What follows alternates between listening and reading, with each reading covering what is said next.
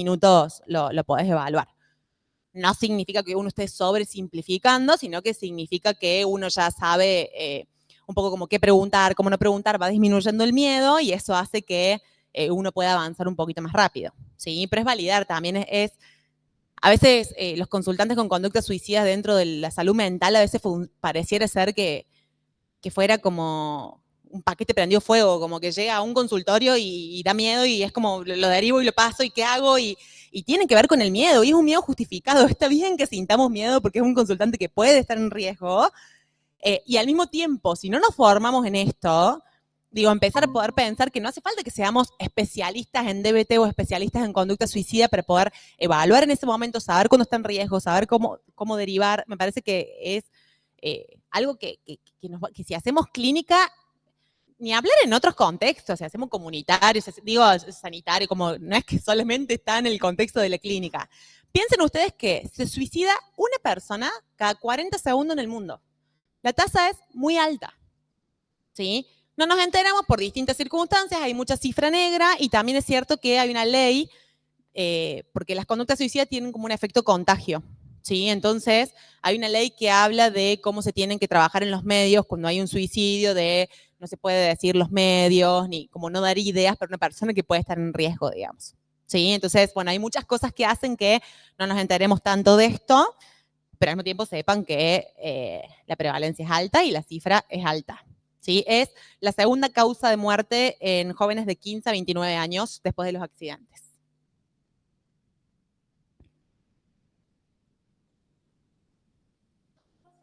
Obvio, sí.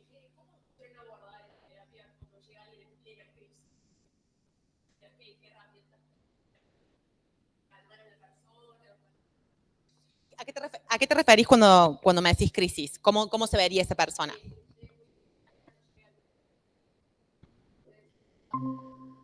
Mira, en general en el tratamiento ambulatorio no suelen llegar en ese estado, porque básicamente en el tratamiento ambulatorio la persona no suele llegar en ese estado. O sea, la persona ahí puede llegar más a una guardia, digamos, ¿sí? En tratamiento ambulatorio sí puede llegar, pero sucede con menos frecuencia, ¿sí?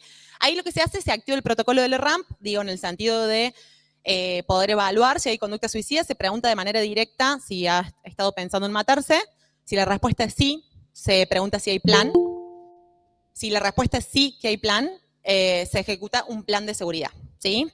Este plan de seguridad tiene un poco que ver con, en primer lugar, quitar disponibilidad, ¿sí? Si, por ejemplo, estoy diciendo como no aguanto más, no sé, me fui a la facu y me saqué un 2 en la única materia que estaba cursando y encima me peleé con mi único amigo porque yo salí, estaba re enojado y él me dijo algo como, bueno, no te preocupes, vos lo diste todo y a mí no me importa darlo todo, no sabe lo que es, que voy a estar todo un año de nuevo haciendo esa misma materia y estoy súper en crisis, estoy muy desregulado, estoy enojado y empiezo a pensar que lo único que me sostenía era eso y que nada tiene sentido y que me cansé de todo y que me quiero matar, ¿sí?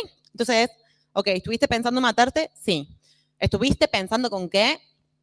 Sí, ponele que me pueda decir como sí, estuve pensando en tomar los fármacos que tengo, ¿sí? Ahí lo primero que se hace es quitar disponibilidad. Depende de el medio, hay medios que son mucho más letales que otros, entonces el nivel de riesgo va a aumentar o va a disminuir, ¿sí? Entonces, depende del medio, o sea, digamos, ahí, por ejemplo, lo que se hace es quitar disponibilidad, es pedirle compromiso a mantenerse con vida. En esto de, okay, primero se valida un montón, y se pide el compromiso a mantenerse con vida y el compromiso a quitar disponibilidad, ¿sí? Entonces, si el paciente o el consultante acepta el compromiso y coopera, ¿sí? No se levanta el secreto profesional porque se arma un plan de seguridad. Ese plan de seguridad tiene que ver con poder que el paciente se vaya mucho más regulado de la consulta, poder generar el compromiso de mantenerse con vida, quitar disponibilidad, pedir supervisión en el caso de que el paciente pueda estar en riesgo o que así lo asuma, y por supuesto que se da una sesión para poder trabajar. Y se trabaja mucho con motivos para vivir, que se llama generar esperanza, en el sentido de validar mucho lo que le está sucediendo en este momento y trabajar con las ideas de muerte que están apareciendo, como qué solucionaría si ok, como que se habla de la muerte de manera natural, ¿sí? Como, ok, ¿qué solucionaría si te matarías? Y se empiezan a generar estrategias. Eso es el protocolo, digamos. Te estoy dando respuestas muy sobresimplificadas, algo que se ejecuta, pero en realidad tiene que ver con eso. Rápidamente se pregunta, se evalúa si hay plan, se quita disponibilidad, se genera un compromiso a mantenerse con vida y se aumentan los factores protectores de generar esperanza y razones para vivir. Esos serían como la checklist que tenemos que tener, no solamente los profesionales, sino también como personas, digo, si alguien lo está manifestando o lo estamos creyendo, son las cosas que se preguntan y se evalúan, digamos, ¿sí? Si soy psicóloga, después, digamos, hay un trabajo y si no, la importancia de buscar ayuda, ayudar y empujar a que busque ayuda, digamos, en relación a eso. Sí.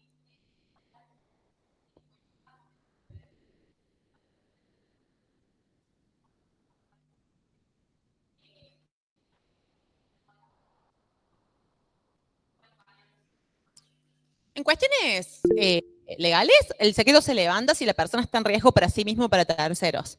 Y si la persona la está pasando muy mal, en el sentido que está muy enojado, muy triste, está desesperanzado, hay una parte que tiene sentido. O sea, ya vamos a ver lo que es la desregulación, pero imagínense que mis emociones se desencadenan muy rápido. Cuando la emoción se desencadena rápido, yo ejecuto una conducta para que esa emoción baje. No pienso en las consecuencias después. Entonces lo único que tenía en el año es cursar una sola materia porque el año pasado, cada vez que tenía que cursar, me iba con los chicos y me terminé quedando libre y no le dije nada a mi mamá. Entonces ahora mi mamá piensa que curso 4 materias y estoy cursando solamente una.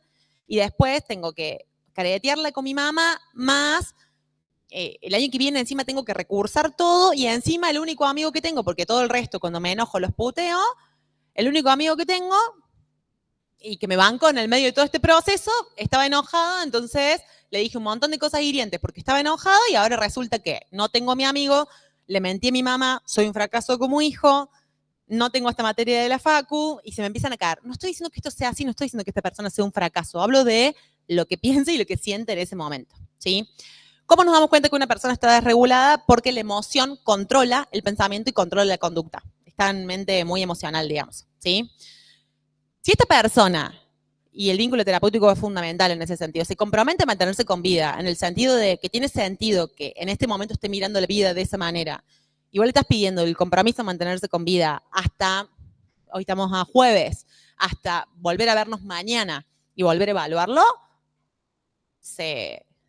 digamos, nos quedamos con el compromiso de mantenerse con vida y sí, lo que vamos haciendo es un plan de seguridad en el sentido de, en DBT se trabaja con coaching telefónico. Si la persona por algún motivo no puede ejecutar lo que se comprometió o está con ideación suicida, puede llamarte por teléfono para que vos intervengas por teléfono y también se arma un plan de crisis por si vos no estás en el teléfono justo en ese momento para que tenga una habilidad de tolerancia al malestar. ¿Sí? Le estoy dando un montón de conceptos súper claves, como que sé que les hablo de conceptos como, bueno, ¿qué es el coaching telefónico? ¿Qué es el protocolo? ¿Sí? De nuevo, piensen que esto lleva mucho tiempo como de formación. Sí está bueno que los puedan ir registrando como para profundizar en este sentido, ¿sí? Pero en realidad eso, si hay compromiso, mantenerse con vida, nos confiamos en el compromiso porque trabajamos mucho con la autonomía del paciente. Ahora lo vamos a ver. Quiero avanzar un poco para poder ir a la parte del ejemplo, ¿sí?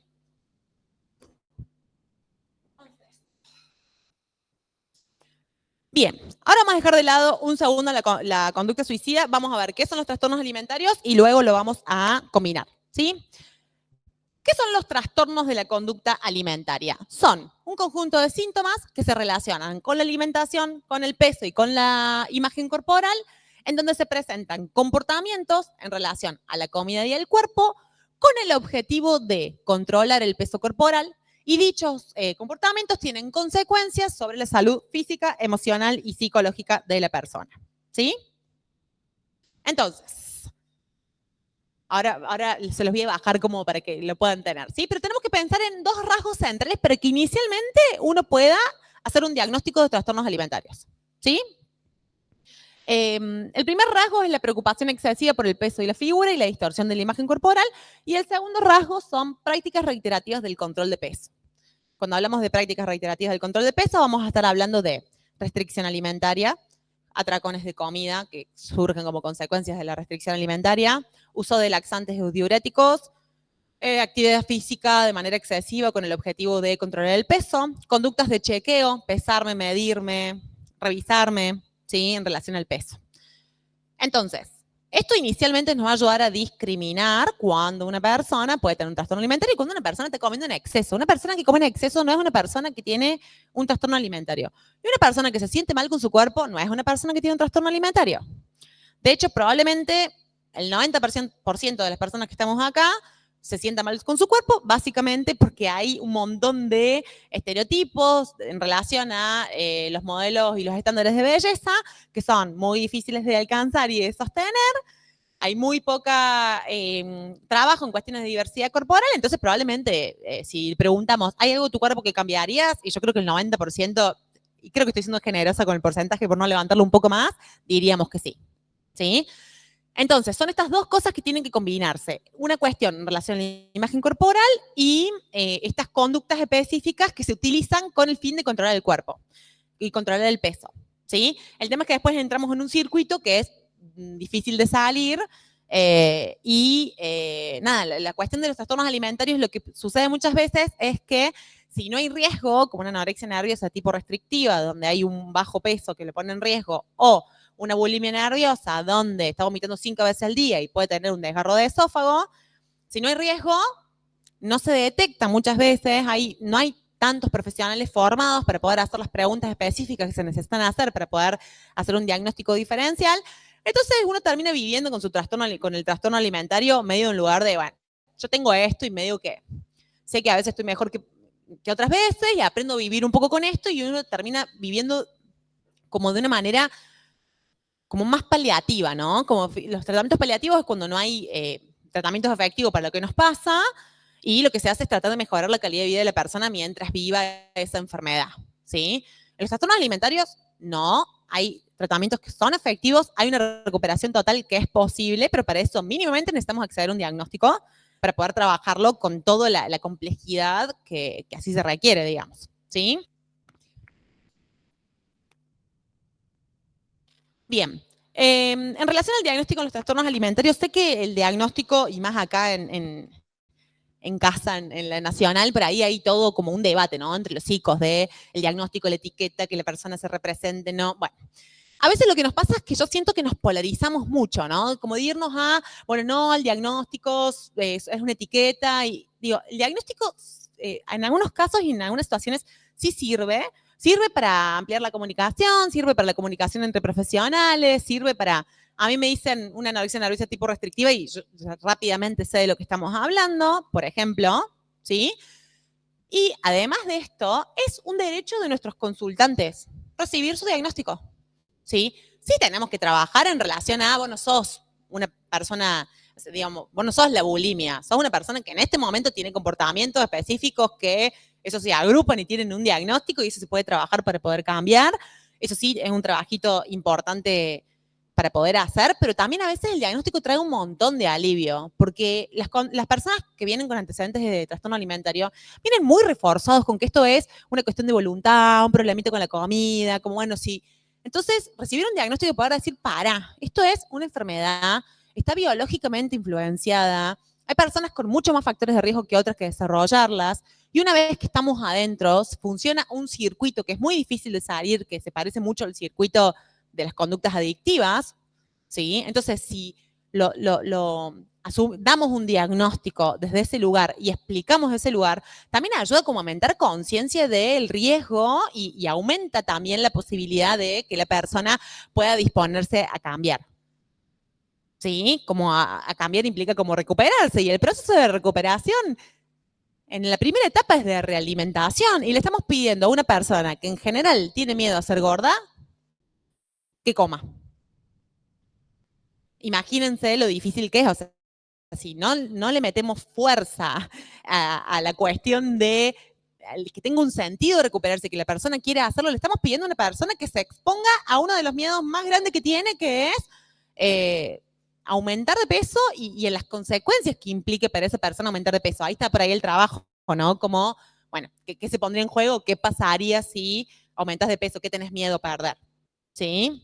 Entonces, el diagnóstico es importante. Decimos que se escribe con lápiz porque es muy común que pasen de un diagnóstico a otro porque se cumplen los rasgos centrales, pero muchas veces alguna conducta está un poquito más intensificada que otra. En el trastorno por atracón, la conducta que más resalta son los atracones. En la anorexia nerviosa, la conducta que más resalta es la restricción alimentaria. Como que de acuerdo a la presentación de la conducta, a la forma, ¿no? Va a recibir el diagnóstico. No les traje diagnóstico hoy porque lo pueden leer en la parte del DSM, los criterios son muy claros y los tenemos que saber, ¿sí?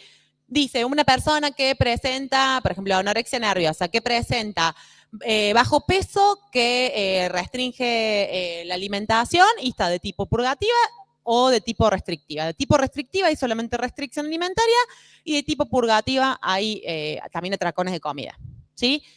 Hay también algunos perfiles clínicos, ¿sí? En general, la anorexia nerviosa tiende más a personas a sobreregulación y en la bulimia y anorexia en el trastorno por atracón aparecen personas más con desregulación emocional, ¿sí? Y hay otros, estos son los que más prevalencia tienen. El que más prevalencia tiene es el trastorno por atracón y es el que menos se diagnostica porque es un trastorno que disminuye un montón la calidad de vida y al mismo tiempo, como no le pone en riesgo a la persona, salvo que no sé, por los atracones uno termina desarrollando una diabetes o, digo, es mucho más raro que las complicaciones clínicas aparezcan en un trastorno por atracón que en los otros dos que nombré, digamos, la anorexia y la bulimia. Pero hay otros, ¿sí? Entonces, es un derecho de nuestros consultantes. La intervención nos permite una intervención temprana y mientras antes diagnostiquemos, hay mejor pronóstico de recuperación, ¿sí? Entonces, por eso es importante saber para poder diagnosticar. Y no hace falta ser especialista, con poder saber para poder diagnosticar y hacer una derivación a equipo especializado, en el caso que yo no quiera tomarlo, con eso ya va a estar bien y estoy haciendo un bien.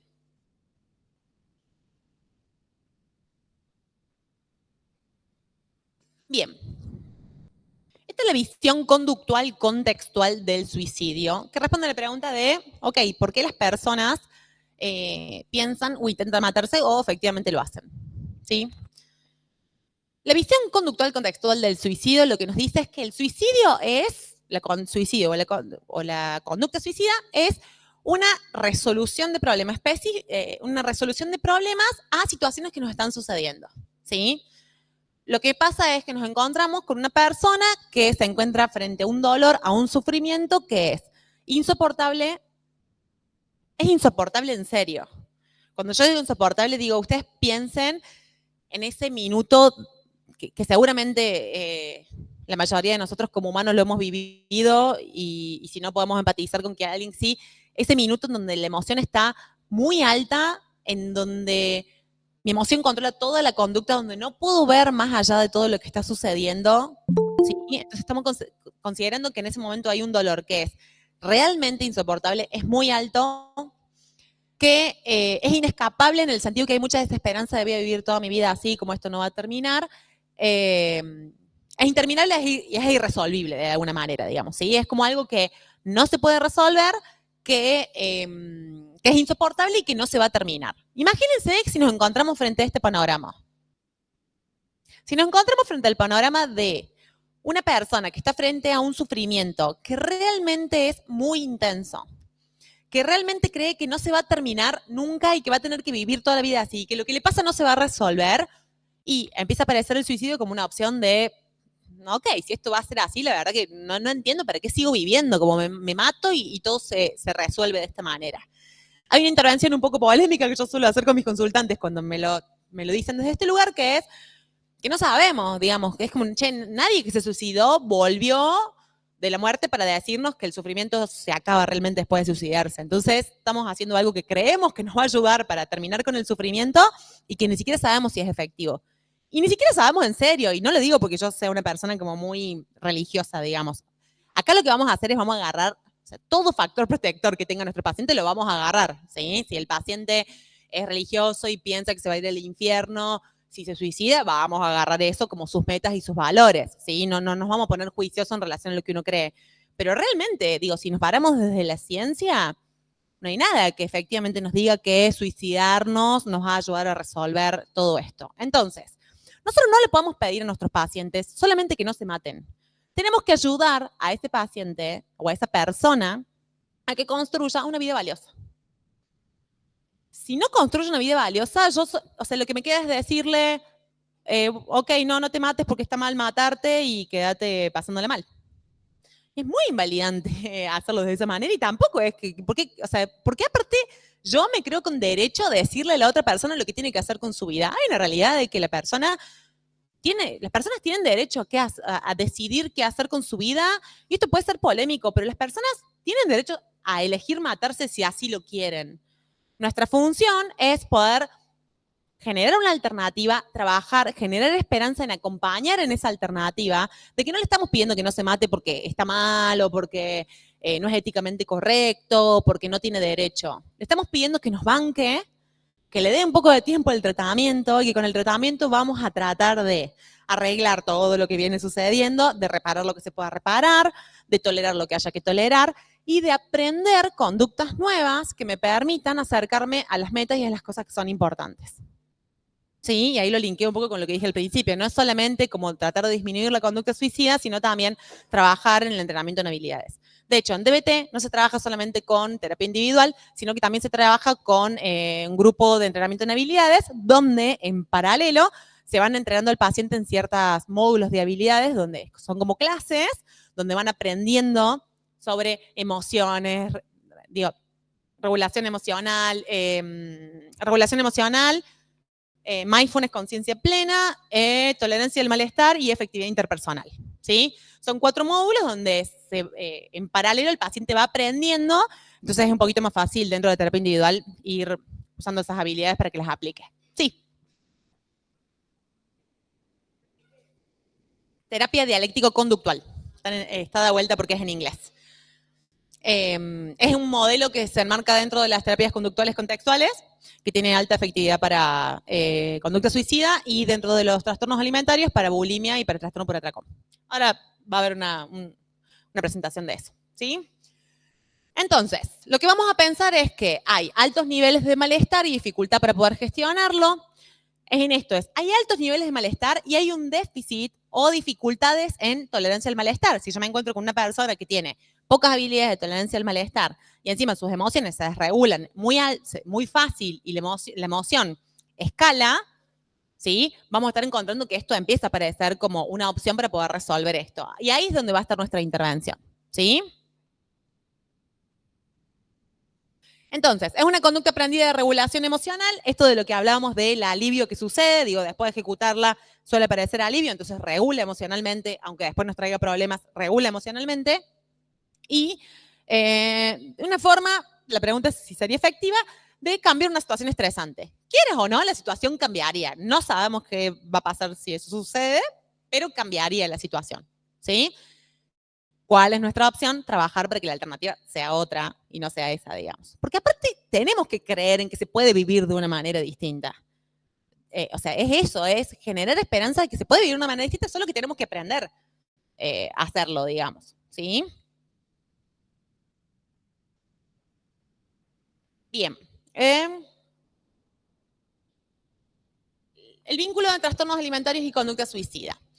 Los trastornos de la conducta alimentaria han sido señalados como patologías graves asociadas con múltiples comorbilidades y alta probabilidad de suicidio. ¿Sí? Como, si bien todo esto está en investigación, si buscan no va a haber tantos papers que hablen de esto, pero sí quienes hacemos clínica nos encontramos continuamente con una combinación de esto. ¿Sí?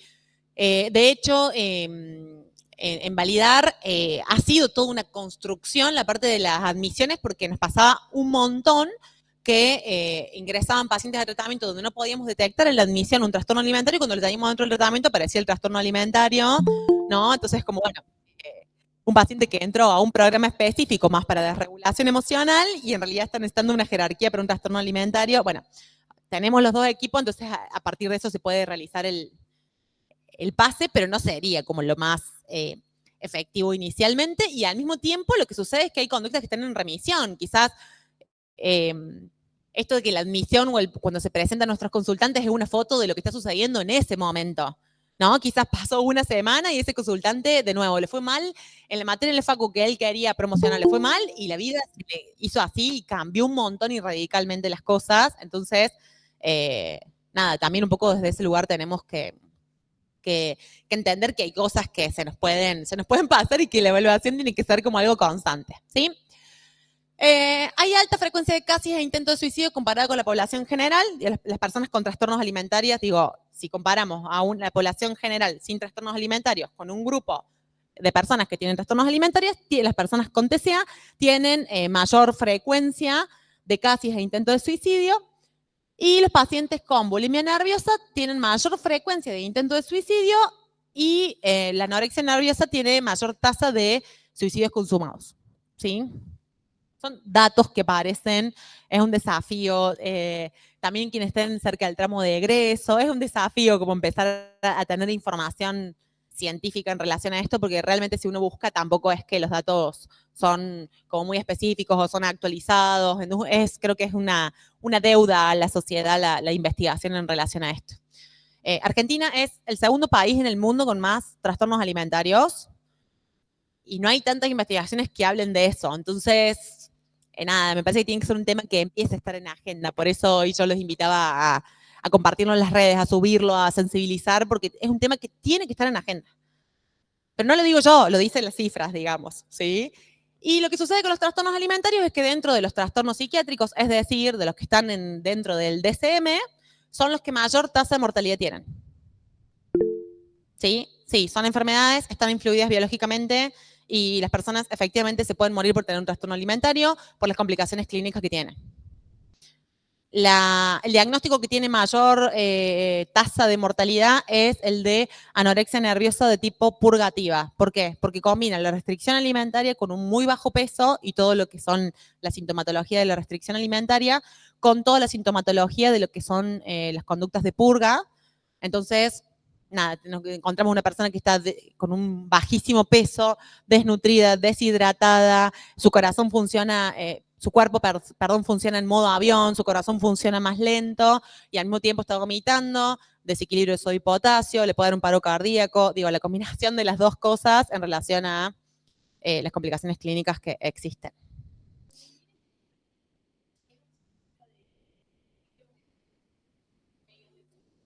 Dios. Qué buena pregunta. Me dice acá, Vale, que en el mito estaban preguntando por qué no se habla de suicidio en los medios de comunicación. No sé. Tengo hipótesis. Creo que una es falta de información. Que al haber una ley que de alguna manera regula cómo se tiene que comunicar, muchas veces lo que uno hace es como, bueno, mira un poco para el costado y directamente no lo hago. Y también creo que tiene que ver con el miedo, en esto de, bueno, si lo hablo y puede estar dando ideas a alguien. Bueno, no, hay algunas cuestiones específicas, que sí, no dar detalles en relación al plan. Hay algunas cuestiones, hay una ley que la pueden leer en las cuestiones específicas, pero por fuera de eso es importante hablarlo, sensibilizar, porque parece como medio trillado, pero hablar realmente salva vidas. Digo, una persona que puede hablar en relación a que está en riesgo, que está pensando en matarse, es una persona que puede acceder a ayuda, a información, a contención, a uno de los factores de riesgo más, no sé si peligrosos es la palabra, pero que más me preocupan a mí y a mis consultantes, tienen que ver con el aislamiento, cuando no comparten información. O a veces me pasa que lo sé solamente yo, y a veces es como, yo no puedo tener solamente esta información, necesito que alguien más la tenga, como bueno, y empezar a trabajar con crear red. Obviamente que uno va trabajando en cómo le puede compartir, porque de nuevo volvemos al déficit de habilidades, a veces no saben ni siquiera cómo hacerlo, ni cómo comunicar, la gente a veces se asusta, es como que invalida, te quiero decir que quiero matar, me dice, bueno, no, entonces vamos a tomar un helado. No, para, te estoy diciendo que estoy triste, no quiero tomar un helado. Entonces también creo que la falta de información y no saber qué hacer hace que se hable poco de esto, y creo que es un desafío como profesionales que empecemos a hablar, no solamente en espacios académicos, sino que estén en las redes y en la cotidianeidad. Me parece que ese también es el desafío. Sí.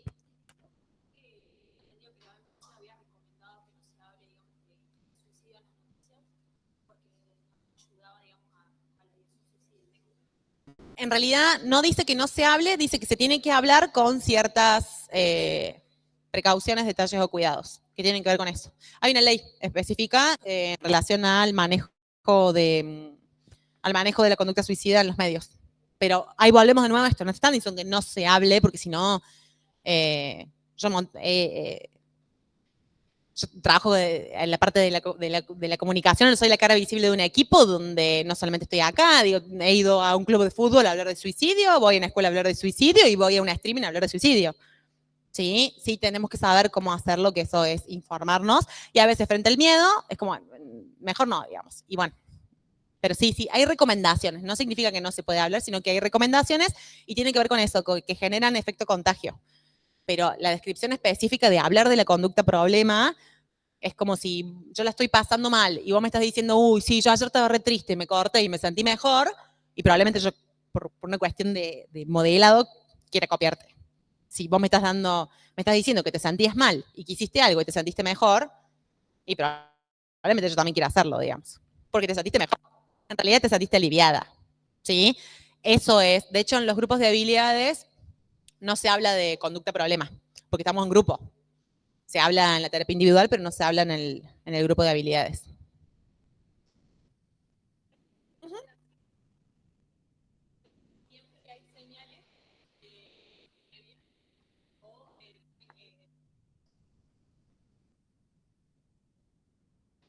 En realidad se dice que el suicidio se puede prevenir, pero no se puede predecir.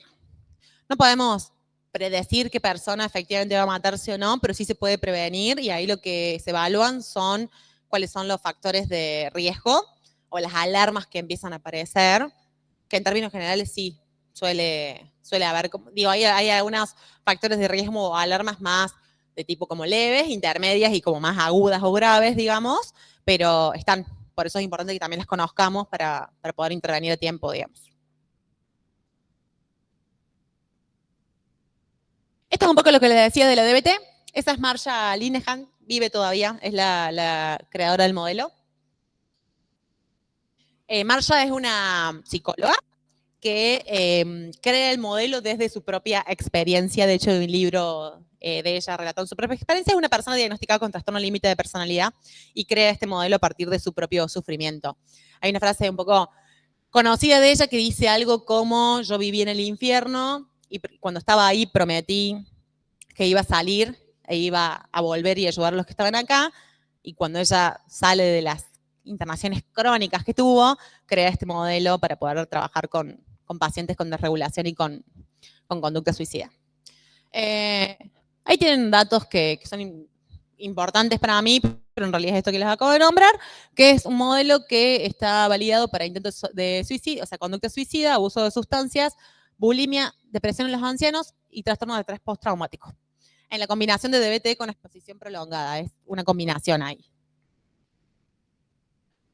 Bien. La DBT, además de tener muchos aportes a esto, lo que trae es la teoría biosocial, ¿sí? La teoría biosocial es una teoría que explica cómo surge la desregulación emocional, ¿sí?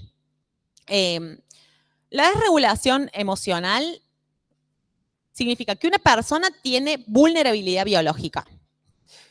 A ver si tengo acá para escribirles.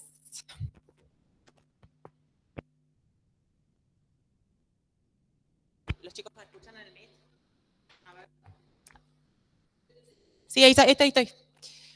La vulnerabilidad biológica vendría a ser esto.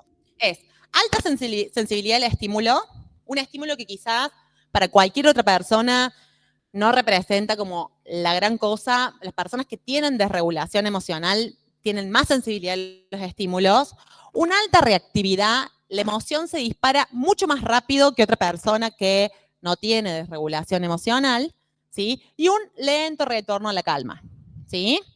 Si estamos hablando que esta es la línea de base y estas son las emociones, es una persona, lo voy a volver a repetir, alta sensibilidad al estímulo, alta reactividad, ¿sí? Si pensamos que del 1 al 10 en una escala, la emoción estamos hablando de que acá está el 0 y acá está el 10, la emoción escala muy rápido y tarda mucho más tiempo en volver a la línea de base.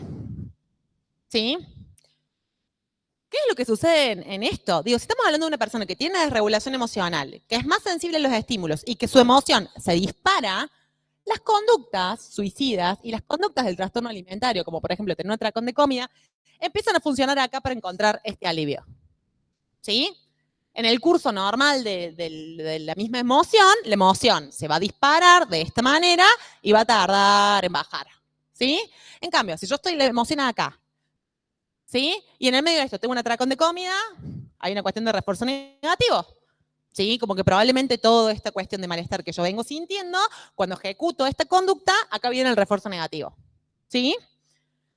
Hasta acá funciona, el problema es después, como todo lo que las consecuencias que traen. Entonces acá lo que empezamos a pensar es que, acá lo que podemos pensar es un atracón de comida, lo que podemos pensar es, por ejemplo, vomitar, o lo que podemos estar pensando también es una autolesión. Son conductas que topográficamente tienen una forma distinta, pero que tienen la misma función. ¿Cuál es? Regular emociones. ¿Sí? Entonces, la teoría biosocial dice que la desregulación emocional es esto, son personas que tienen una disfunción en el sistema de regulación emocional y que sus emociones funcionan así, ¿sí? Es como si yo dijera, me levanto un día y me pongo a hacer el desayuno y se me queman las tostadas. Y cuando veo que se me queman las tostadas, pienso, no sirvo para nada, al final no sirvo ni para hacer tostadas, ni una tostada puedo hacer, mi vida no tiene sentido, ayer falté clases, el otro examen me fue mal, a mi amigo no le contesto hace 2 días, la verdad que... Y la emoción se empieza a desregular, se desregula la emoción, se desregula el procesamiento cognitivo, escala, y tengo la emoción muy alta y encima tarda en bajar, ¿sí? Entonces las conductas empiezan a aparecer acá como una forma regulatoria también, ¿sí? Surgen también, digo, la regulación emocional tiene un componente biológico y tiene un componente social que tiene que ver con el ambiente, con la crianza, ¿sí? Entonces estamos hablando de personas que vienen con este componente y al mismo tiempo han sido como expuestas a un ambiente invalidante. Un ambiente invalidante es un ambiente que no enseña habilidades, ¿sí? Y que muchas veces castiga conductas habilidosas, ¿sí? A veces lo que sucede es estas cuestiones de, yo recién les hablaba de padres o novios o personas queridas que frente a una conducta problema prestan atención. Es muy común. ¿Quién no tendría miedo si yo tengo miedo que mi hija se mate y se está, me parece con 15 cortes en el brazo, y sí, yo soy una mamá que tiene miedo y el miedo me va a llevar como a acercarme y a tratar de quizás cuidarla y protegerla. El problema es que a veces eso no es lo más efectivo y a veces tenemos que enseñarle también a esos papás o a esas personas a que puedan castigar en términos conductuales esas conductas problemas para que puedan empezar a reforzar otras cosas, ¿sí? Muchas veces lo que pasa es que empezamos a trabajar con los pacientes, empiezan a haber mejorías y los padres, como no están tan guiados con el miedo, se empiezan, no digo como a relajar del miedo, entonces quizás no le preguntan tanto cómo están, entonces empiezo a estar mejor y se olvidan de preguntarme cómo me fue en la facu. Empiezo a estar mejor y si pido tal cosa me dicen, bueno, no, espera, empiezo a estar mejor, entonces terminamos como contexto reforzando conductas que son problemáticas y castigando conductas habilidosas.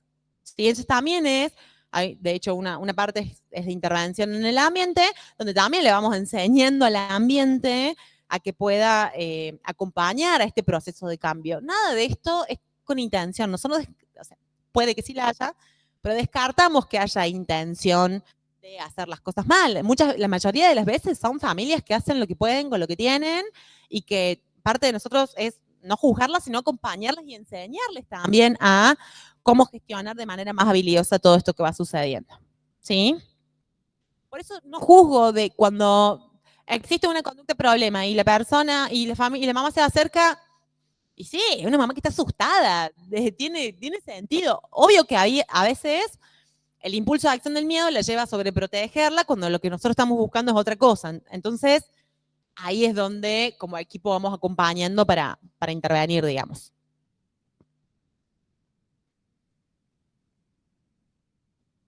Esto es un poco lo que le explicaba. Fíjense la diferencia entre un paciente que está en rojo con una persona con desregulación emocional y una persona sin desregulación emocional. Ahí marca la línea en relación a la intensidad emocional y cómo vuelve la calma. ¿Sí? Bien, estos son los paralelos funcionales que les hablaba recién. A ver si le puse así el análisis. Sí. Bien, esto es análisis funcional de la conducta. Para esto necesitamos mucha base en conductismo y entrenamiento en análisis funcional de la conducta. Si hay términos que son muy específicos y que no se entienden, los podemos revisar. Y al mismo tiempo ténganse paciencia con esto, porque al principio cuando uno empieza con todo esto, yo les hablaba del embudo porque es como cuando les hablo de antecedentes, tendría que profundizar en qué son antecedentes, cuando le hablo de conducta tendría que profundizar en qué es una conducta. Estamos hablando de acá de una introducción o en términos generales, ¿sí? Por eso no lo puedo hacer, pero sepan que si se encuentran perdidos, está bien, es una sensación que tenemos todos cuando estamos aprendiendo y cuando hemos aprendido también. Y que son modelos que tienen mucha base conductual, entonces a veces la terminología es muy específica, digamos. Después es mucho más fácil aprender a manejarlos, pero al principio puede que se vayan un poquito abrumados de esta info, ¿sí? El análisis funcional de la conducta es un análisis que nos va a poder ayudar a entender qué forma está teniendo la conducta y qué función, ¿sí? Es decir, qué es lo que sucedió antes y qué es lo que sucedió después, ¿sí? ¿Por qué una conducta se mantiene o por qué una conducta desaparece? Vamos a estar pensando en una persona con desregulación emocional o con conducta suicida y trastornos alimentarios, estamos pensando que tienen una desregulación en lo emocional y tienen necesidad de poder regularlas, un déficit de habilidades, no sé bien cómo regular estas emociones y empiezo a hacer lo que aprendo, y baja expectativa en regulación, o sea, en el sentido de que medio que yo ya sé que no sé resolver mis crisis, una cuestión media de desesperanza, como de desesperanza aprendida, donde no, la emoción me lleva puesta y yo no tengo nada para hacer. Bueno, ahí nosotros tenemos que trabajar con que sí hay cosas para hacer, solo que quizás no se ha aprendido lo que es efectivo para poder realizar en ese momento, digamos, ¿sí? Entonces, nos encontramos con que sucedieron cosas antes, por ejemplo, voy a volver a este ejemplo, como me levanto, hago las tostadas, se me queman las tostadas, ¿sí? Mi emoción es enojo, siento enojo, pienso que no sirvo para nada, mi enojo escala rápidamente de un 0 a un 7 y de un 7 a un 10, ¿sí? Hablando del 0 al 10. Las veces anteriores que me desregulé y que me pasó esto, no lo resolví de manera efectiva, entonces no cuento como con la esperanza de poder decir, ok, ok, tranquilo, voy a resolver esto de una manera efectiva, como que hay baja expectativa en relación a eso. ¿Y qué hago? Tengo una conducta problema, ¿sí? Aparece, por ejemplo, un atracón. ¿Sí? Entonces, no sé, abro la heladera y me como la mitad de la pizza que había sobrado, más 2 panchos, más 4 alfajores. El atracón tiene característica de voracidad, característica de no poder frenar y característica de una sensación de muchísimo malestar luego, ¿sí? El atracón suele traer una cuestión de alivio de lo que me viene a pasar. Yo venía como enojada, frustrada, que la tostada, que no sirvo, que yo... Tengo el atracón de comida, ¡pum! Bajo mi emoción.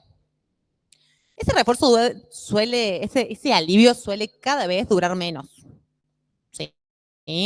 En el sentido de que después empiezan a aparecer las otras consecuencias. ¿Cómo se siente uno después de tener un atracón? Te sentís mal, te sentís hinchado, encima pienso que estoy más gorda y que nadie me va a querer y que siempre hago lo mismo y que al final no sirvo para nada. O sea, ya no sirvo ni para hacer tostadas y encima ya no sirve mi cuerpo, ya no sirvo para nada. Como que todo empieza a ser mucho más catastrófico. ¿Qué hago? Voy y vomito. De nuevo, alivio como a corto plazo, porque es como, bueno, cuando vomito, supuestamente lo que comí se va a ir, entonces minimizo supuestamente las consecuencias, lo cual no es cierto. No está comprobado que cuando uno vomite como mucho, se puede llegar a sacar como un 20% de lo que uno ingiere de la ingesta calórica, digamos, como mucho, y el daño es enorme que se realizan en los vómitos autoinducidos. Entonces nos encontramos un poco como que hago esto, mi emoción se disparó, hago esto, alivio, y después eso me trae otros problemas y resuelvo esos otros problemas con otra conducta problema que me trae más problemas, y después de esto, de que vomité, resulta que me siento mal, porque cuando uno empieza a vomitar y cuando tiene un atracón de comida, aumenta la distorsión en general de la imagen corporal y el malestar con el cuerpo. Entonces, quiero salir de la noche, me pongo ropa y no quiero porque me veo gorda y que no sirvo para nada y termino con una autolesión. ¿Sí? En general, nuestros pacientes de consultas vienen así, vienen con un efecto bola de nieve donde empiezan a resolver un malestar con una conducta problema y después esa conducta problema tiene consecuencias y esa consecuencia es un antecedente para otra conducta problema y se hace un efecto bola de nieve donde realmente vienen con muchas veces con una calidad de vida muy baja, con con sus áreas muy descuidadas y parte de nuestro trabajo es empezar como de a poquito a reconstruir, a reparar, a construir, ¿sí? Porque es una realidad de que en el medio de todo esto que les va pasando, van resolviendo con lo que tienen y a veces eso no es tan efectivo, ¿sí? Fíjense acá, ahí voy. Yo les pongo el mismo ejemplo, pero con una autolesión. ¿Sí? Es, después de la autolesión siento alivio, refuerzo negativo, evito aplicar una habilidad y las consecuencias que siguen después de ese alivio son, me da culpa, autoestima baja, refuerzo de creencias de incompetencia, me trae problemas con mi familia, me trae problemas con mi terapeuta, me he comprometido que no y después que sucede que sí, etc. Sí.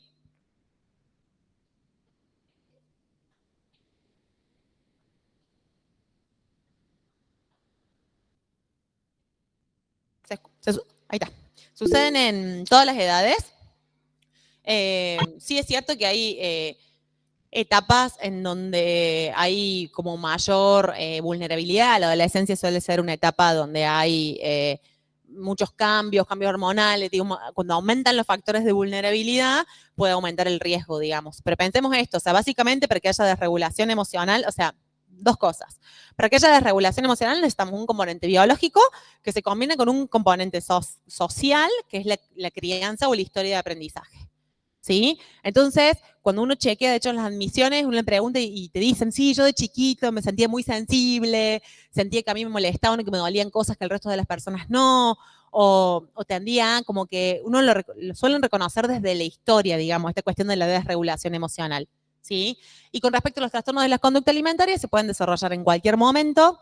Suele haber mucha más prevalencia que se desarrollan en la adolescencia, aunque cada vez hay más niños y niñas desarrollándolo. Lamentablemente es muy triste, pero es una realidad. Y tiene que ver con una etapa en donde empiezan cambios físicos, donde empieza a tener menos cuestión de control del contexto, digo, con un montón de factores de vulnerabilidad que predisponen a que eso sea más como una tierra fértil en donde si cae una semillita pueda crecer un trastorno de alimentación ahí, digamos, ¿sí? Son muchos factores, no es que tenemos que corrernos un poco de la única causalidad de las cosas, como esto sucede por esto. Bueno, no, muchas veces sucede por un montón de cosas, por eso es la invitación a evaluar lo que está sucediendo en el momento que está sucediendo y dejar de dar respuestas generales a situaciones específicas. Si a veces no lo sabemos, es no lo sé. De hecho, a veces a mis pacientes me preguntan cosas a mí de ellos y como, ni idea, digamos, de último lo evaluamos juntos. Yo digo, la información la tenés vos y si no la tenés vos, trabajemos para que vos puedas ser mejor observador de vos mismo y vos con esa información que me traes yo puedo trabajar. Pero nosotros no, como psicólogos no adivinamos. Sabemos preguntar, sabemos mirar, damos herramientas de observación, pero adivinar no adivinamos, digamos. Bien.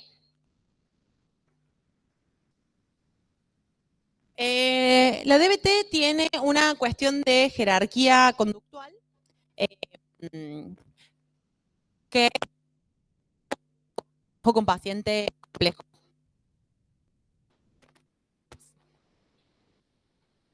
Que lo enredé, es que yo me fui para allá, volví y hice... Hola, hola. Ahí está, me parece. La jerarquía conductual nos ayuda con pacientes complejos a poder ordenar cuáles son las conductas que vamos a trabajar primero. Sí, decimos un paciente que viene con corte, con vómitos, con que se peleó con la novia, porque es esto de que la terapia individual al principio es apagar un montón de incendios porque vienen con muchos conductas, problemas, con muchos líos, con muchas, ¿sí? Entonces es lo que vamos a trabajar con la jerarquía conductual, ¿sí?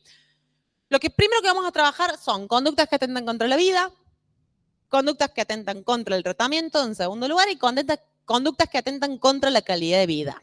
¿Qué es lo que sucede acá? El paciente no quiere venir a hablar en general que se cortó. El paciente quiere venir a hablar que se peleó con su amiga. ¿Sí? Como que viene un paciente y me dice, no, me peleé con una amiga porque no me invitaron y porque me tienen que pasar a buscar y no me avisaron. Y en el mientras tanto aparece en el registro que tuvo 4 días de autolesiones. Entonces, la jerarquía es algo que nos ayuda a ordenar, se socializa y se acuerda con el paciente. ¿Por qué? Porque si no está vivo, no podemos trabajar nada. Si atenta contra el tratamiento, es decir, no viene el tratamiento, llega tarde, miente, omite información, no se compromete, no hace el registro, nos pierde, no nos da información para poder trabajar. Una vez que eso está, vamos a trabajar las conductas que atentan contra la calidad de vida. ¿Sí? Entonces, en etapa 1 en DBT se trabaja para disminuir conductas que atentan contra la vida y luego que eso está más estabilizado, empezamos a trabajar con el resto, ¿sí? Es una jerarquía conductual. Obviamente que le dedicamos tiempo a sesión a hablar, sería muy aversivo también poder decir, no, vamos a hablar de esto. ¿Quién quisiera ir al psicólogo? Encima te dice qué hablar y tenés que estar hablando de cosas que encima suelen ser aversivas para ellos porque no es lindo estar hablando, digo, es exposición emocional. También están hablando de un momento donde la estuvieron pasando mal. Entonces, cuando en ese momento están mejor, no quieren hablar de la crisis. Pero es importante que lo podamos hablar para poder anticipar, para poder ver la próxima vez qué es lo que podemos hacer, pero en el momento que pasó no quieren hablar, no, ya está, ya pasó.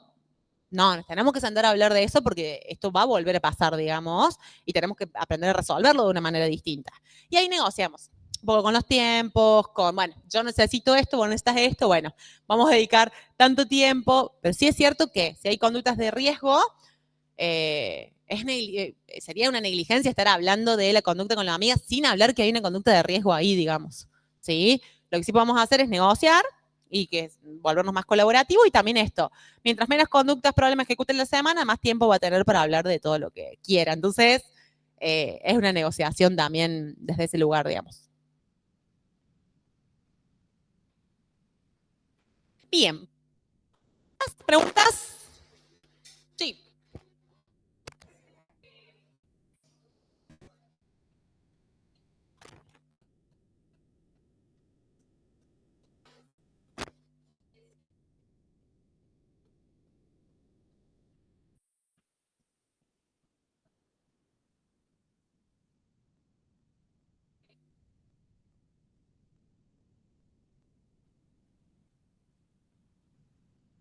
Sí, sí. Eh, sí, hola, hola, hola, hola, ahí está. Ella lo que pregunta, decime si no la casé bien, me la corregís.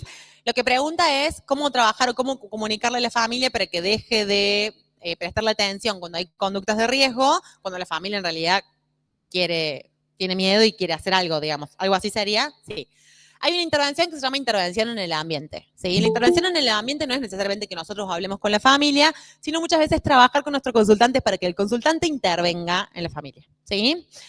De hecho, es mucho más efectivo porque siempre vamos a trabajar con o sea, si podemos priorizar la autonomía, vamos a tratar de priorizar la autonomía. Al principio, si está en riesgo y necesitamos como rápidamente resolver, disminuir disparadores o lo que fuera, sí vamos a hacer una intervención nosotros.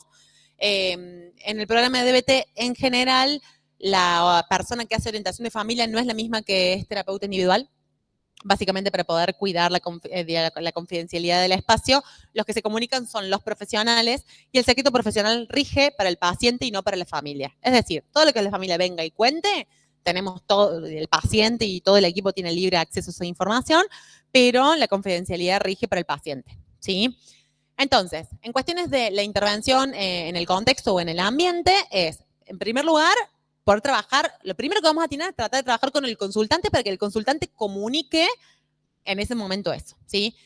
Una herramienta muy importante que vamos a utilizar en ese momento es esto de la poca efectividad. Se vuelven muy conductistas los pacientes, las familias, les empezamos a mostrar esto de que están reforzando una conducta problema. ¿Sí? Estamos diciendo si nosotros acordamos que cuando tu hijo esté triste, te pida, mami, estoy triste, te podés quedar conmigo, y no hizo eso, y se cortó, y vos volvés, no le estamos ayudando, no le estamos haciendo un favor, porque estamos reforzando una conducta problema, pero al mismo tiempo una persona que puede estar en riesgo. ¿Sí? Entonces, lo que se hace como un camino al medio es que se evalúa riesgo en ese momento, en el sentido de ver cómo está, si está por fuera de riesgo, y a partir de eso tratar de no brindarle ese reforzador y ofrecerle para la próxima una alternativa, en el sentido de, yo lo que necesito es que vos me digas, mami, estoy triste y quédate conmigo, yo lo voy a hacer. Cuando vos me lo pidas de esa manera, yo lo voy a hacer, pero no con los cortes. Entonces, cuando vos te cortes, yo me voy a enojar con vos, porque vos te comprometiste a no cortarte. Y porque te estás lastimando para pedirme algo a mí. Y yo no quiero que me lo pidas lastimándote, quiero que me lo pidas hablando. Bueno, entonces, lo primero que hacemos es mostrarle a la familia la poca efectividad de lo que está haciendo y entrenarlos en que tengan opciones. Entonces, entrenamos a la familia y al consultante al mismo tiempo para que el consultante también sepa que esto va a suceder. Si vos necesitas que tu mamá se quede con vos, hay que pedirlo de esta manera. Armamos un plan, no es que siempre todo es, La efectividad a veces es, bueno, ¿qué podés hacer? Mandar un WhatsApp, es decirle, tirarle un sticker, es acercarte y sentarte al lado y con esa señal tu mamá tiene que entender, bueno, al principio no tenemos que ser tan exigentes porque está aprendiendo a comunicar, ¿sí? Entonces a veces no es tan fácil ir y decir, sí, mami, estoy mal, me pasa tal cosa, tengo ganas de cortarme, ¿sí? Pero tenemos que entrenar en que aprenda a pedir ayuda, que aprenda a comunicar el impulso de acción antes de ejecutar la conducta. Tengo ganas de o tengo el impulso de, para que la familia aplique habilidades ahí, ¿sí?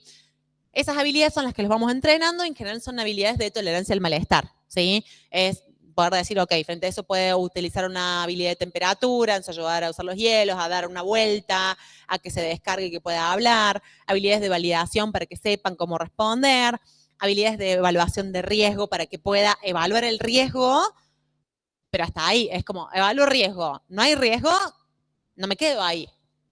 ¿Sí? Porque digo, hizo algo y ahí hay un compromiso, nosotros nos manejamos mucho con el compromiso con nuestros pacientes a abandonar esas conductas problemas. ¿Sí? Entonces, si el compromiso era poder pedir ayuda y vos no lo hiciste, va a haber contingencias naturales en términos de consecuencias. ¿Sí? Entonces es un caminito igual, porque el miedo es una emoción que de hecho a veces está justificada porque son pacientes de riesgo. Es un caminito, es una construcción, es un acuerdo y es en la comunicación constante de todo el equipo. Pero básicamente te diría que para mí una estrategia clave es mostrar la poca efectividad de lo que estamos realizando. ¿Sí? En el sentido de si queremos que tu hijo se deje de cortar y tenemos que dejar de sacarlo a cenar cada vez que se corta. Porque es como, bueno, está mal, entonces lo sacamos a cenar. No, lo saquemos a cenar cuando te está pidiendo bien y ahí quizás vos estás trabajando y decís, bueno, después vamos, estoy trabajando y es como, no, ahí deja de trabajar y compartir tiempo con tu hijo en ese momento y no cuando está en riesgo, digamos. No lo hacen a propósito, digo, a veces el miedo hace que uno frene y diga, para, voy a dejar todo de lado porque mi hijo está en riesgo y voy a ir a cuidarlo. Y el tema es que cuando tiene un nivel más bajo, a veces lo que empiezan a aparecer son las sobresimplificaciones. Bueno, que está mucho mejor. Y ahí es donde empiezan a aparecer conductas que no son tan efectivas. La familia es un aliado en el tratamiento, es un aliado en el proceso. O sea, nosotros partimos de ese lugar, que es un aliado que no lo hacen a propósito y que tienen déficit de habilidades también y que parte de nuestro trabajo y del consultante es, yo se los digo siempre a mis pacientes como, vos tenés que entrenar a tu pareja para que cuando vos estés triste, sepa qué hacer. La otra persona no lee subtítulos, no sabe qué hacer, no. Entonces, mira, cuando yo te diga que me pasa A, vos haces B. Cuando yo te diga que me pasa B, como esto de pedir lo que necesito y es parte de lo que uno va entrenando también, ¿no? Yo siempre pongo este ejemplo en relación a las mamás y en relación a la sobreprotección, que muchas veces lo hacen desde un lugar con una muy buena intención, pero el efecto no está tan bueno. Y lo cierto es que nosotros no estamos muy entrenados en ver sufrir a quienes queremos y menos a nuestros hijos. O sea, quienes tienen hijos acá, o sea, hay cuestiones culturales, sociales que tienen que ver con el dolor, con el dolor y con el sufrimiento, donde todo el tiempo es como sacárselo de encima y no hablar mucho de eso, y que hay que estar bien y que hay que sonreír, digo, mucha cuestión del positivismo tóxico de ese lugar que no nos deja expresar tanto, y al mismo tiempo una baja tolerancia a ver sufrir a quienes queremos. Entonces, en pos de querer ayudar, a veces hacemos cosas que no son tan efectivas, ¿sí? Por ejemplo, si yo yo, por ejemplo, con mi mamá comparto mucho las citas al médico, ¿no? Como son momentos donde yo le pido que, hace muchos años que no vivo con ella, entonces le pido que me acompañe para que vayamos juntas, no sé, acompáñame a sacarme sangre, y después nos vamos a desayunar, o acompáñame a tal lado, nos vamos a merendar, como un momento para compartir, ¿no? Y muchas veces me ha pasado que he salido, no he salido como no he tenido consultas a veces tan amables, o vas y te hacen esperar 3 horas y salgo enojada porque capaz que yo reprogramé toda una agenda, hice todo un lío para que me hagan esperar 3 horas y capaz que el médico ni siquiera me escuchó y me atendió en 5 minutos y yo salgo quizás enojada, ¿no? Entonces salgo, está mi mamá esperándome y le digo, no, porque encima que tuvo 3 horas, que cancelé toda la agenda, que 1 mes y medio para poder venir, que es el sistema que no funciona bien, no sé qué. Y mi mamá ahí muchas veces lo que tendía a hacer era resolver. Bueno, busquemos a otro médico. Bueno, vamos a otro lado. Y tu conversación no te cura en el Allende. Y como a tirar soluciones, que yo lo que empiezo a sentir en ese momento es como una sensación como que me empiezo como a cerrar, que es una sensación que uno siente cuando se siente invalidado en relación a no sentirse comprendido. Yo en ese momento no necesito que ella me resuelva.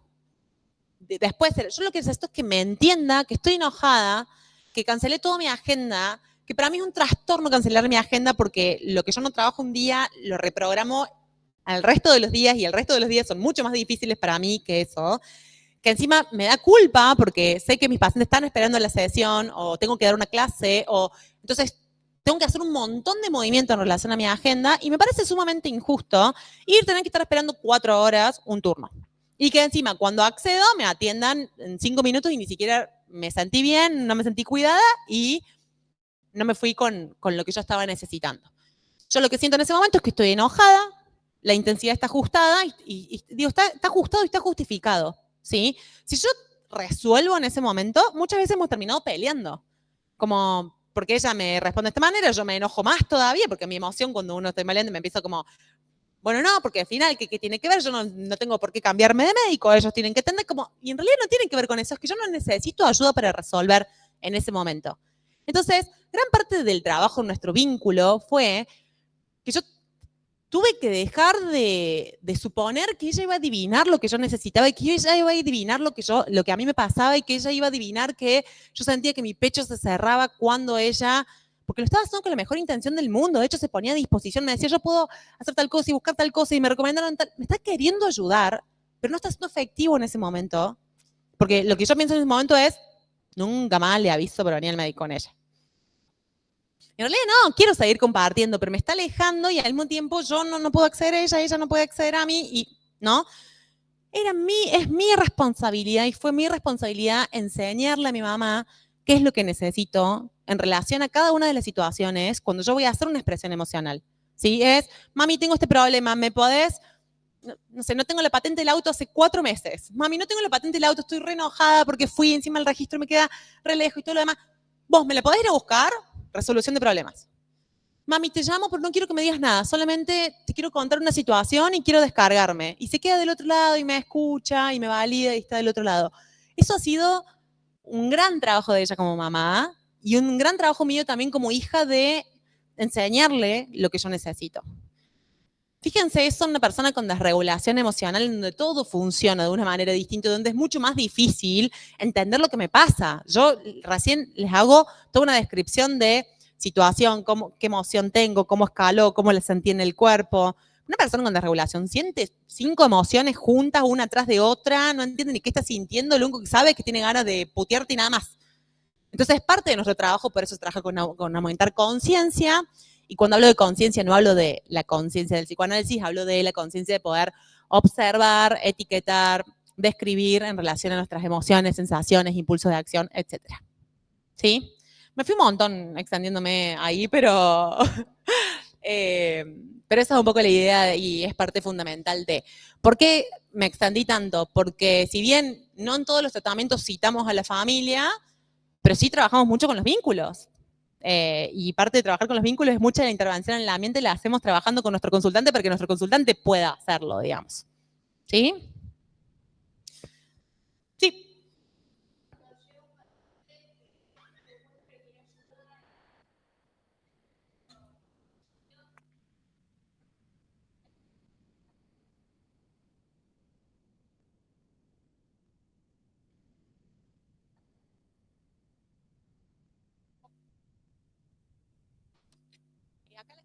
Acá la compañera está preguntando cómo hacemos con un consultante que se presenta y está en riesgo o presenta una conducta suicida y luego no se contacta más. Ok. Me es difícil responderte porque la respuesta es depende. DBT tiene, antes de entrar al tratamiento, una etapa de pretratamiento que es donde se trabaja con el paciente para aumentar motivación, adherencia al tratamiento, chequear metas, ponernos de acuerdo con las conductas problemas. Eso suelen ser 4 o 5 sesiones, se puede extender un poco más. ¿Sí? Antes del tratamiento se trabaja mucho con la motivación y la adherencia. Si un paciente, cuando llegó a la consulta, presentó conducta problemas, se aplica el protocolo. Para que se pueda retirar de la consulta, se tiene que haber retirado con la emoción regulada, o sea, un paciente estable, con compromiso a mantenerse con vida y con compromiso a volver a sesión, ¿sí? De ahí pueden pasar un montón de cosas. No puedo responderte porque las situaciones son muy variadas. En el consentimiento informado, que vos le haces firmar apenas llega, dice que depende, digamos, el consentimiento informado es algo que uno arma y que se acuerda con la otra persona, pero yo puedo poner en el consentimiento informado que si falta 2 sesiones seguidas sin aviso, que pasan 15 días sin contacto, se cae el vínculo terapéutico, o sea, no hay más responsabilidad profesional y deja de ser tu paciente, digamos, ¿sí? La evaluación de riesgo es una evaluación que se hace en el momento, no es que el paciente demostró conducta suicida y vos estás después comunicándote para ver cómo está. Pero sí haces un acuerdo en relación a que si él presenta conducta suicida y aparece el impulso a ejecutarla, tiene que aplicar el plan de seguridad del plan de crisis. Con eso se va el paciente, digamos. Después, ¿qué hace cuando desaparece, cuando está, cuando no está? Depende de un montón de variables. Si fuéramos como un caso más particular, te podría responder qué hacer o qué haríamos, porque no hay una sola forma. Pero en términos de responsabilidad es eso, se evalúa si se va estable con un plan de seguridad y de crisis y con un compromiso a volver. Obviamente, en el turno de la sesión el paciente no viene, como, che, ¿qué onda? ¿Cómo estás? Teníamos turno, no, me quedé dormido, ok, reprogramás y volvés a evaluar en la sesión. Es responsabilidad del paciente comunicarte si está en riesgo. Si lo haces, si lo acordás de esa manera. No, o sea, el acuerdo que yo tengo es, vos me tenés que comunicar a mí. Yo a veces se lo digo de este lugar como, yo necesito bañarme tranquila, necesito irme a jugar al fútbol tranquila, si yo no confío en que vos me vas a avisar, yo no voy a estar muy tranquila. ¿Sí? Entonces, mi compromiso es, para poder tomarte como paciente, que vos te comprometas a venir al tratamiento, te comprometas a abandonar las conductas problemas y te comprometas a actuar este plan de seguridad si esto parece. Con ese compromiso trabajamos. ¿Para qué? Me preguntaron ahí el compañero y vamos ahí. Sí, sí.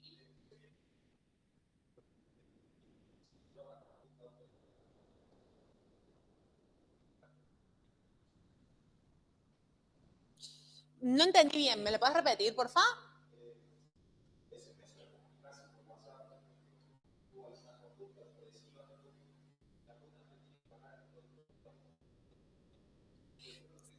Sí, se llama regla de las 24 horas y es un manejo de contingencias para castigar una conducta problema. Así como le estamos pidiendo a la familia que castigue las conductas problemas, es no brindarle atención a nuestros pacientes si hizo algo.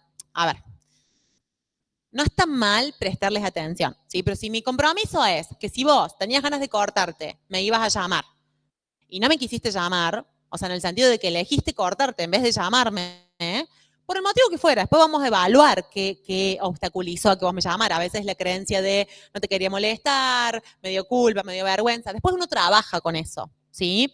Pero si vos te ajustás a nuestro compromiso, yo te voy a atender, voy a asistirte, no es una sesión. ¿Sí? El coaching telefónico no tiene que durar más de 15 minutos. Hay un checklist de las cosas que se hacen, que se evalúa, se quita disponibilidad, se arma un anticipate y se da una fecha de sesión, ¿sí?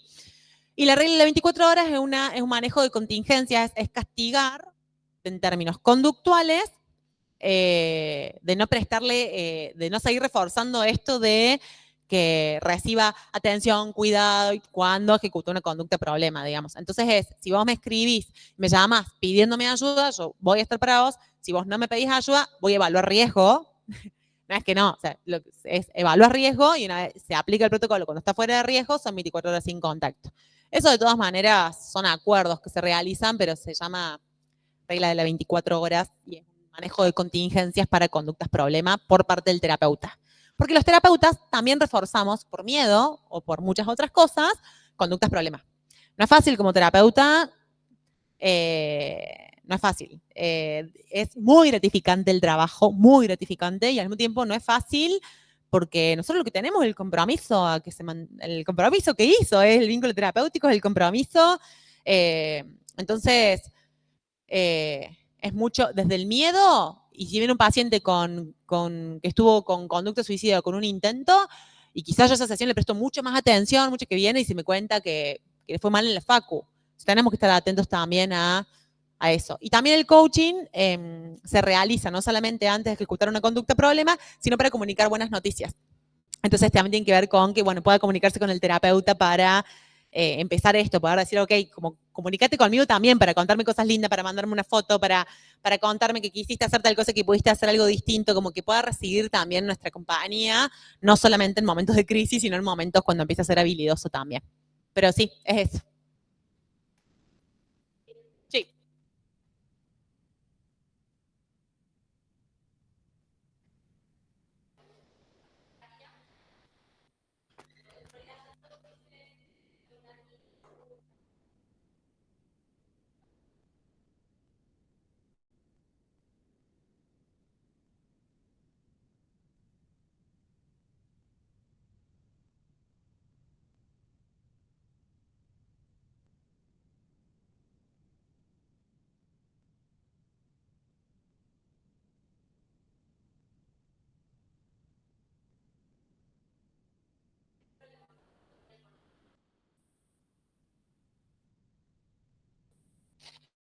Voy a empezar de atrás para adelante.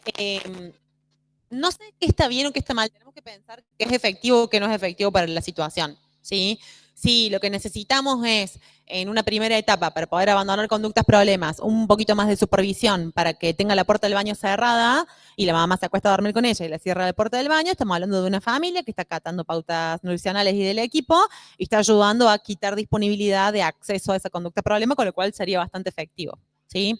Si después de vomitar la mamá se siente mal porque siente que se siente culpable, que no está presente y que le dije está mal y le compra regalos, y el comprarle regalos hace que esa conducta se aumente y se mantenga, la está reforzando y no estaría tan bueno. Digo, no hay conductas que son reforzadores o conductas que son castigos, sino que tienen que ver con el efecto que generan.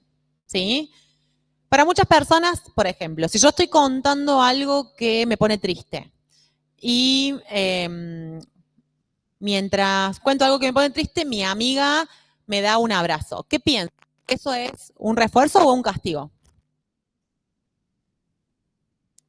¿Refuerzo o castigo?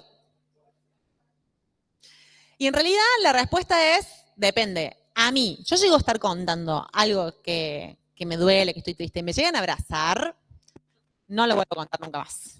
Es de un castigo. Si yo después no, como, estamos bien acá, a esta distancia, que te quedes callada, me escuches, ¿sí? Entonces, muchas veces las personas lo que pasa es que dicen, no, para, ¿cómo me voy a quedar callada sin decirte nada? Parece que no te estoy escuchando. Y para mí eso es mucho más reforzante, validante. Y voy a contarte mucho más lo que me pasa si te quedas a veces sin decir nada, porque lo que creo que nos pasa mucho a los chicos, o por lo menos me pasa mucho a mí, es que mis amigas que no están dentro del contexto de salud muchas veces me repiten esto de no sé qué decirte, no sé qué decirte, porque sienten que tienen que decirte como grandes cosas o que quizás no son las mismas intervenciones que vos haces. Obviamente que uno no es psicólogo con sus amigos, pero bueno, por ahí tiene otras herramientas que son las mismas que va ejecutando en la misma vida cotidiana, lo que fuera. Y a veces como, no, a veces yo no necesito mucho, es que me estés escuchando, que te quedes callado, que me digas, sí, de verdad, esto es una mierda. Yo ya siento que me estás entendiendo y punto. ¿Sí? Entonces, no hay conductas que sean buenas o que sean malas, hay conductas que son efectivas o no en una situación particular. Es el jueves a las 3 de la tarde, yo te estaba contando que estaba triste y me quisiste dar un abrazo y esto para mí fue un castigo porque yo no tengo ganas. Ese mismo día, a las 8 de la noche, se los conté y mi mamá, cuando de lo mismo, viene y me abraza y yo me sentí contenida. La misma situación con personas distintas, en un contexto distinto, donde algo yo lo siento como un refuerzo y donde algo yo lo siento como un castigo. ¿Sí? Entonces, no hay conductas buenas o malas, hay conductas que son efectivas o no en ciertas situaciones. Por eso es difícil como responder a eso. Eso por un lado, la obesidad no es un trastorno de la conducta alimentaria, la obesidad son criterios de, supongo, de sobrepeso o de un número en relación a, no, es una mirada muy desde la gordofobia, digamos, poder pensar que la obesidad es, de hecho, la mayoría de las personas que tienen trastornos alimentarios no tienen obesidad. Así que no. Sí, lo que puede suceder es que como consecuencia de las conductas específicas del trastorno alimentario, una persona puede desarrollar obesidad, pero la obesidad no es un trastorno de la conducta alimentaria y es reforzar mucho la idea de la gordofobia en relación a que las personas gordas no tienen salud, tendrían que cuidarse más, tendrían que hacer un montón de cosas cuando no le han visto ni un laboratorio, ni le preguntan cómo duermen, ni tienen mucha más salud que otra persona. Pero es común esta pregunta porque es común poder pensarlo y a veces se desconoce, así que está bueno revisarlo y revisar nuestra gordofobia interna también es un proceso. La otra no me acuerdo. Ah, lo de la amiga, sí.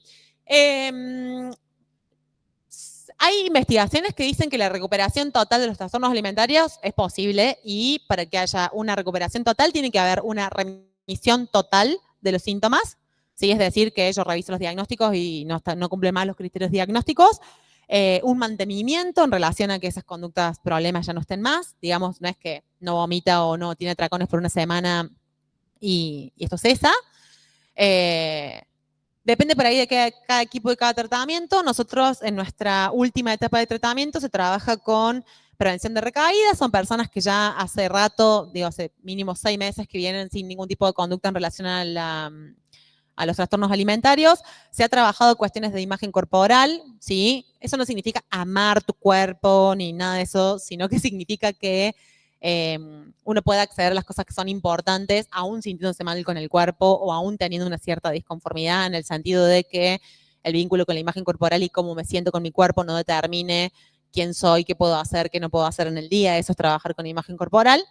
Y se trabaja con signos de alerta para la prevención de recaídas, en el sentido, bueno, cuando tengo que empezar a prestar atención.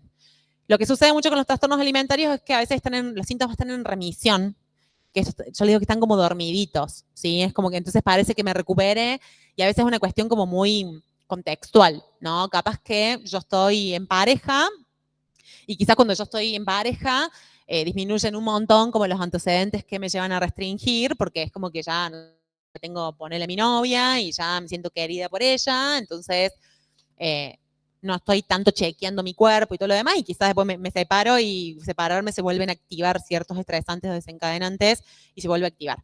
Eso no es una persona que estuvo recuperada, es una persona que ha cesado el contexto de los estresantes y eso hace que los síntomas bajen en intensidad, frecuencia, pero la recuperación es otra cosa. Ahí voy con vos, que estaba en la compañía primera.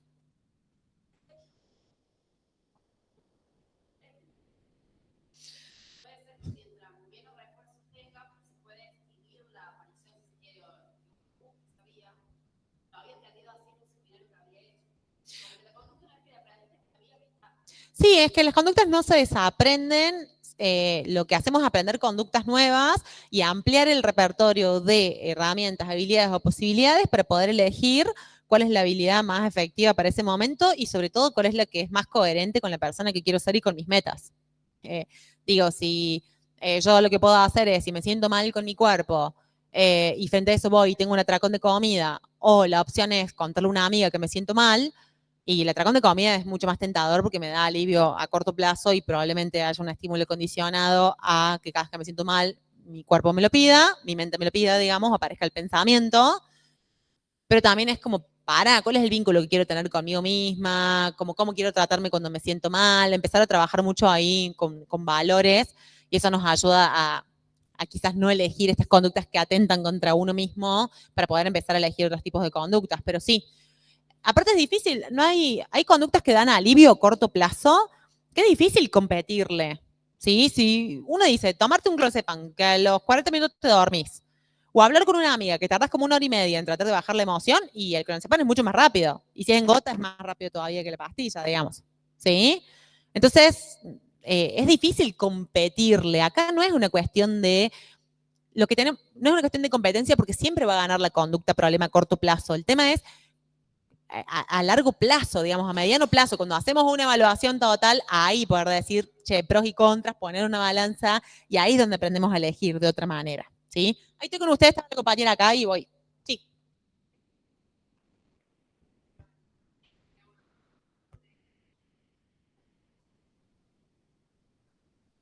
En realidad hay algunas investigaciones que hablan que una cosa es placer y otra cosa es alivio, en primer lugar. El alivio es, el alivio es que hay un malestar previo y que ese malestar previo desaparece, ¿sí? Si yo tengo un dolor físico, mi cuerpo, de alguna manera, mi cerebro, se va a poner como en modo alerta y es...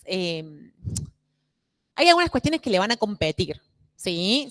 Si mi cuerpo piensa que yo estoy en riesgo, tienen que empezar a hacer todo un movimiento para desarrollar plaquetas, está pensando que yo me puedo desangrar y que me puedo morir, entonces activa todo un sistema que hace que, nada, no pueda estar pensando en el 2 que me saqué. Entonces, se activa como otra parte del cerebro que liga más a un cerebro más primitivo y más cuestiones de supervivencia, digamos, ¿sí? Entonces, por un lado eso, y por otro lado hay investigaciones que hablan que cortar si ves sangre libera endorfinas.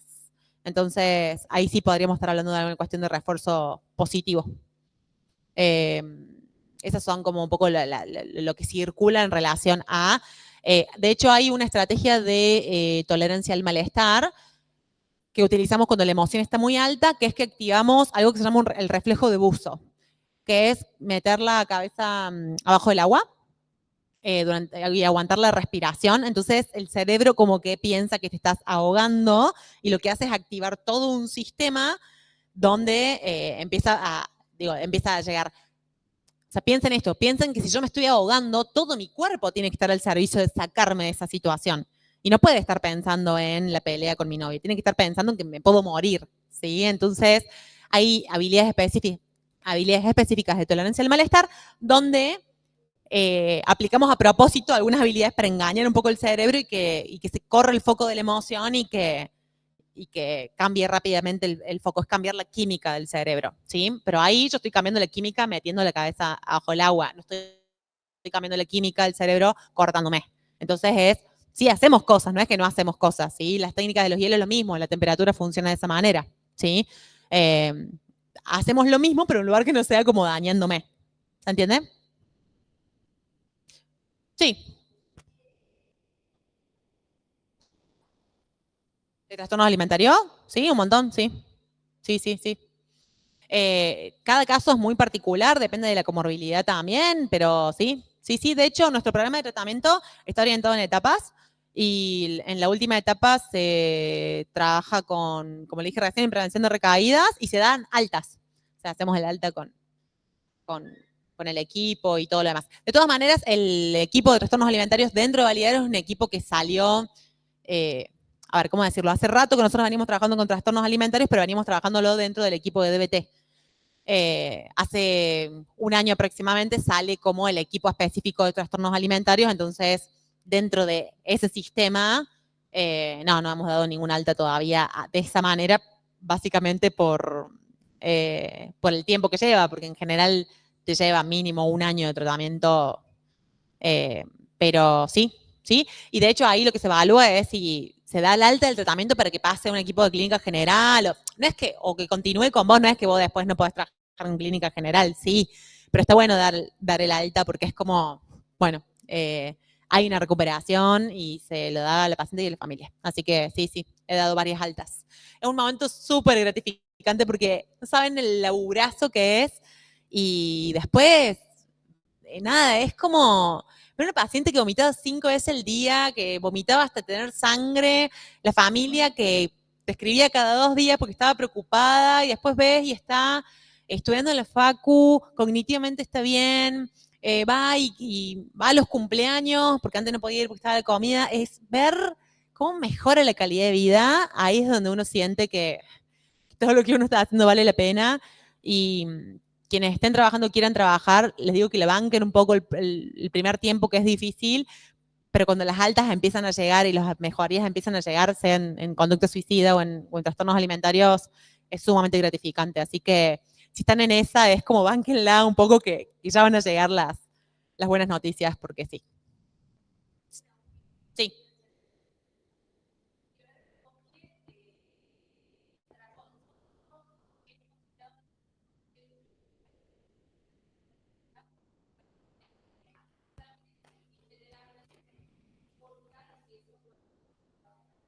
Son dos conductas distintas. El atracón es una conducta, el vómito es otro. En el atracón es una ingesta de grandes cantidades de comidas en muy poco tiempo, con sensación de descontrol y con alto nivel de malestar previo. Esa es la definición específica de atracón. Comer 5 empanadas porque estaban las empanadas ahí y yo estoy, no sé, estudiando mientras tengo las empanadas y cuando me di cuenta me comí las 5 empanadas, no es un atracón de comida, es que estuve haciendo 2 cosas a la vez y que yo haya estado con amigas y comí de más porque tengo la comida ahí disponible y comí hasta sentirme y no me di cuenta que estaba lleno, eso es un exceso, ¿sí? El atracón es un episodio que tiene sensación de voracidad, como de no poder frenar y de muchísima sensación de malestar previa y hay una ingesta grande de calorías. El vómito es una conducta distinta. Yo puedo tener solamente un atracón y solamente eso, puedo también después del atracón. En general, después del atracón me siento mal. Es una característica del atracón, una sensación de malestar muy alta luego. Y hay personas que luego a esa sensación de malestar la lidian o la compensan, por eso se llaman prácticas compensatorias, porque compensan el atracón o la ingesta calórica con el vómito. Compensan. No son efectivas, pero da un alivio cognitivo. Yo pienso que hice algo. Entonces me quedo como más. ¿Vieron cuando uno se mandó alguna y después va y pide perdón y sabe que ese perdón no reparó nada y que no cambia nada, pero al menos dice, bueno, yo pedí perdón? No, hay que hacer más cosas que pedir perdón. A veces hay que ir reparar, no hacerlo, ¿no? Pero uno se queda como bueno, yo pedí perdón. Bueno, esto es un poco así. El vómito es como, cognitivamente trae como cierto alivio o la sensación de que hice algo y bueno, al menos no me metí todo eso sin hacer nada, al menos algo vomité. Y tiene un montón de complicaciones clínicas y no son efectivas y después tiene efectos sobre el metabolismo y genera, de hecho en la bulimia nerviosa el peso suele ser peso normal o sobrepeso porque de tanta conducta compensatoria el metabolismo empieza a funcionar, no sabe cuándo le vas a dar comida o no, la empieza a retener, el metabolismo funciona más lento, no suele ser muy efectivo, pero bueno, tenemos que mirar un poco más allá. En ese momento yo sentí que estuvo bien y punto, por eso en trastornos alimentarios se trabaja mucho con psicoeducación, con esto de, bueno, toda esta información que circula, la que no y todo lo demás. Son dos conductas distintas, atracón y vómitos, que pueden venir juntas o no. Si lo que prevalece más es el atracón, depende de las características, frecuencia y todo lo demás, puede ser más un trastorno por atracón. Y si es atracón más vómito, puede llegar a ser una bulimia nerviosa o una anorexia nerviosa, depende del peso y el perfil de la persona. Sí. Son dos conductas totalmente distintas. Es el atracón, es tener un atracón de comida y punto, y después, yo después con ese nivel de malestar me le puedo quedarme con ese nivel de malestar, puedo cortarme, puedo vomitar, puedo llamar a una amiga, puedo acostarme a dormir, puedo ponerme a estudiar, puedo ponerme a hacer cualquier otra cosa, ¿sí? Pero sí se llama práctica compensatoria porque muchas veces el vómito aparece después de un atracón. No siempre. A veces el vómito aparece como una forma de regulación emocional que no siempre aparece ligado a un atracón. Se evalúa, pero sí en algunos diagnósticos aparecen juntos porque el vómito viene a compensar el atracón, digamos. ¿Sí? ¿Había otra pregunta por ahí dando vuelta? Sí.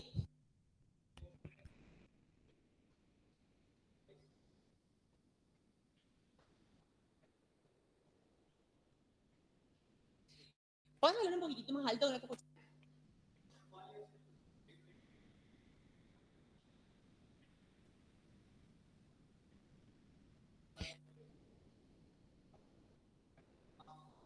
Sí, está buena la pregunta. Hay acuerdos específicos de cada terapeuta para el coaching telefónico, digamos. Sí, también depende de cuán disponible estás vos con el teléfono. A mí me pasa que yo estoy mucho tiempo trabajando, digamos, entonces estoy mucho tiempo sin disponibilidad de poder atender un coaching. Entonces, primero es evaluar cuándo el paciente, vos más o menos sabes, después hay un momento donde más o menos sabes. Ahora, hay veces donde no se puede predecir. ¿Sí? Pero hay veces que sabes que el paciente puede estar con factores de riesgo, que puede hacerte coaching telefónico, entonces ahí anticipás. Entonces vos decís, mira, a esta hora yo suelo estar, a esta hora no, como que más o menos anticipás.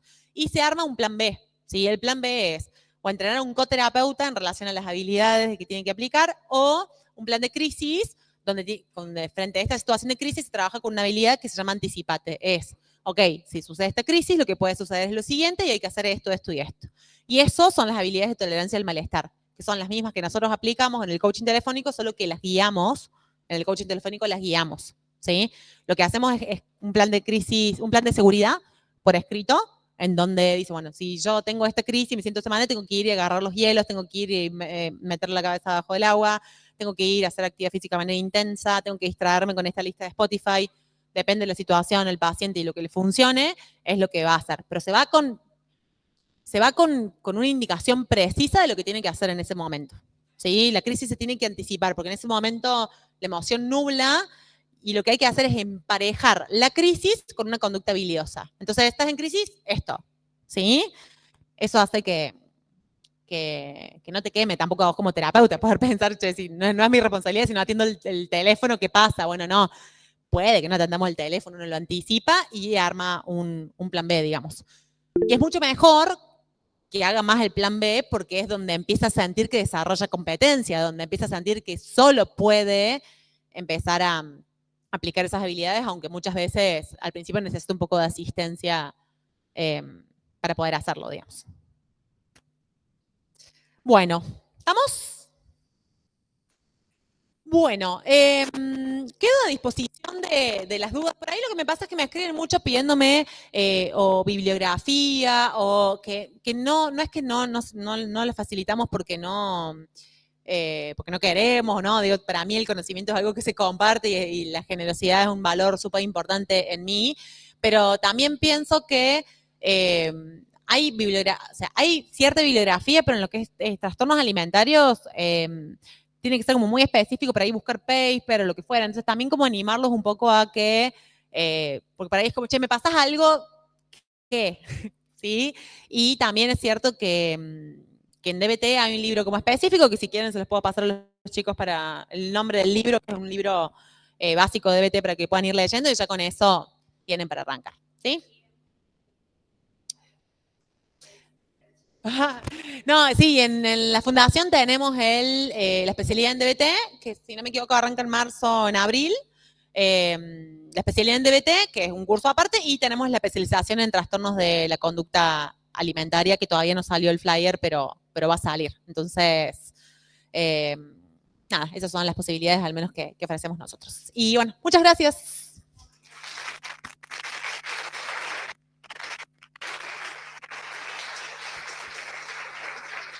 Bueno, muchas gracias, Ailén, por compartirnos esta charla súper interesante.